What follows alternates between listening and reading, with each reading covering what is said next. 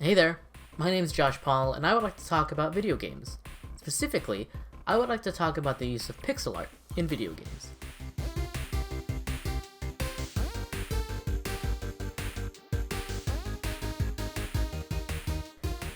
In the early days of video games, the hardware held significant control over a game's art style. Slow processing power and limited memory meant that the visuals had to be made as minimal as possible. Thus, artists had to make every single pixel count. Ever since video games were created, there's been a push for more intricate, realistic graphics. Sprites became bigger and more detailed. And then we moved to 3D objects, and the graphics have exploded since. Better graphics often denoted better hardware, and thus better games. Companies pushed their more powerful consoles and graphics cards by getting as close to reality as possible. These days, some video game graphics are so advanced you might not even notice they're digital creations. Take a look at Unreal's new MetaHuman creator, which can create lifelike humans with realistic animations. So why, in this current visual arms race, have some developers gone back to pixel art? The hardware they're using doesn't require such limited creation, but instead, the developers are limiting themselves. I believe there are 3 reasons why pixel art is coming into its own in the current generation: ease of use, nostalgia, and personal interpretation. Before we can talk about how pixel art is used, we should discuss what defines pixel art. Most digital images these days are made of pixels, and sometimes even those pixels are clear enough to see. But there is something that differentiates pixel art from low-resolution images: intentionality. Often, the pixel artist places each and every pixel to make sure it's in the right spot. Even one pixel out of place is enough to create an entirely new image. With low-resolution images, the pixels are often ignored for the sake of larger details.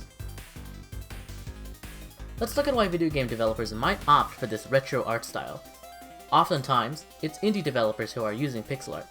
This is most likely because creating pixel art can be quicker than developing realistic illustrations or high-poly 3D models. It can also be helpful for those with lower budgets, as pixel art is usually less expensive to create. Less pixels to place means more time that can be spent working on other elements of the game, such as mechanics or audio. These smaller images can also help improve the game's performance, from frame rate to loading times. There are some developers who choose to limit themselves to the same standards as older consoles. They may limit the number of sprites that can be on screen at once, or use a highly limited color palette. Other developers are combining pixel art and modern techniques. Square Enix has recently developed the HD 2D style, which employs 3D environments, dynamic lighting, and flashy effects to enhance the feel of their pixel art sprites. The upcoming game Replaced by SadCap Studios even takes the 2D sprites and manipulates them to create 3D objects. Other games simply take advantage of the increased processing power and memory to include more and larger sprites than vintage consoles could. So, developers have reasons to use pixel art, but that doesn't matter if people don't buy their games. Plenty of people make their decisions on which games to buy based on how cutting edge the graphics are. Why then are current day gamers still paying for old art styles? The most obvious answer is nostalgia. Older gamers are fond of the way their childhood games looked. Some developers then cater to that market, creating intentionally retro-style games, complete with pixel art, chiptune, and old-style mechanics like points. It also goes the other way around. Developers pay homage to the games that got them into the industry by employing old techniques. One recent example of how nostalgia has driven game development is the recent deluge of Final Fantasy pixel remasters. These games strive to modernize the original games, while still keeping that classic aesthetic. People like the pixel art so much that the modernized typeface has received the most criticism.